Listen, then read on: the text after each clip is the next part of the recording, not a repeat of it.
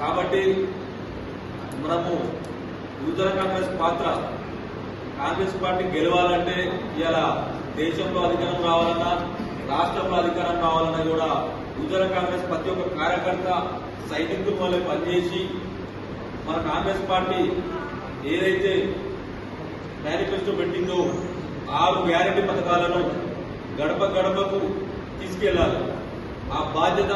ప్రతి ఒక్క యువజన కాంగ్రెస్ కార్యకర్త తన భుజస్కంధాలనే ఉందని మీకు తెలియజేస్తున్నాం. ఎందుకంటే సమయం లేదు మిత్రమా. ఎందుకంటే ఇప్పుడు మీరు ఈ పథకాలను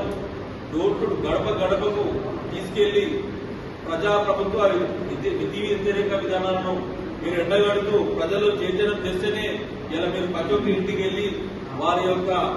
మనం కాంగ్రెస్ పార్టీ గతంలో చేసిన సంక్షేమ పథకాల గురించి వారికి చెబుతూ మళ్ళా ఇప్పుడు మన అధికారంలోకి వస్తే మన గ్యారంటీ హామీ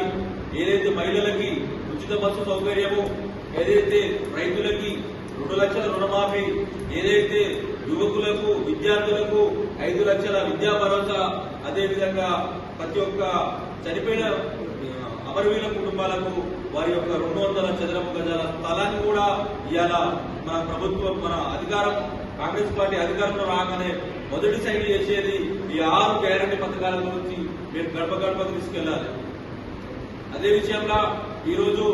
మన జాతీయ యువజన కాంగ్రెస్ అధ్యక్షులు బివి శ్రీనివాస్ గారు, మన ఇన్ఛార్జ్ కృష్ణాలవార్ గారు, మన రాష్ట్ర ఇన్ఛార్జ్ సురభి గారు, మన యువజన కాంగ్రెస్ రాష్ట్ర అధ్యక్షులు శివసేన రెడ్డి గారు, వీరందరి ఆదేశానుసారం ఇవాళ